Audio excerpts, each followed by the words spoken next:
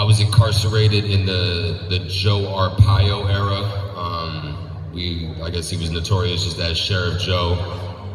Passed a lot of controversial laws in Arizona. My first time being incarcerated, I was 15 years old, and I went through the juvenile system, which was, I would say, arguably some of the most traumatic for me, just because I was young and I didn't really know how to process incarceration like that. It's kind of a double-edged sword for me.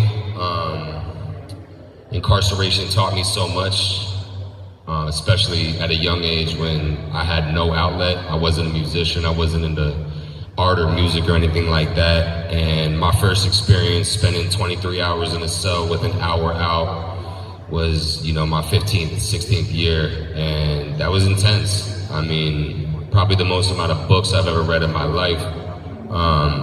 But I don't think a lot of people process the trauma that young people go through during incarceration. And I think it's crazy that our system would ever treat a child or a teenager the way that we're treating, grown men. But going through the process, and at about 19 years old, I was incarcerated in Tent City. Tent City is closed now.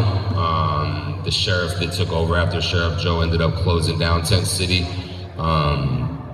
Some of my experiences early were like, I did 4 months in the tents from April till August, and top bunk, 130 degrees. I mean, crazy conditions. I think doing time outside is definitely different. It's different than being stuck in a solitary cell. You're more kind of just exposed to the elements, and it was hard. I ended up going to the Hole, which was solitary.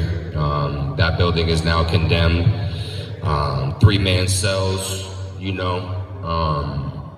Some of these experiences were like claustrophobia.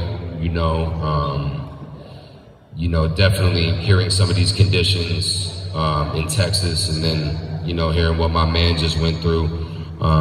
Obviously, maximum yards are different than minimum yards, different than medium yards, but either way, I think we're all treated as property. My number was 199,591. So right before like the 200,000th number in Arizona. I think I got my number in 2004. Something you'll never forget is being identified as inmate or just a number. You know what I mean? It's very dehumanizing.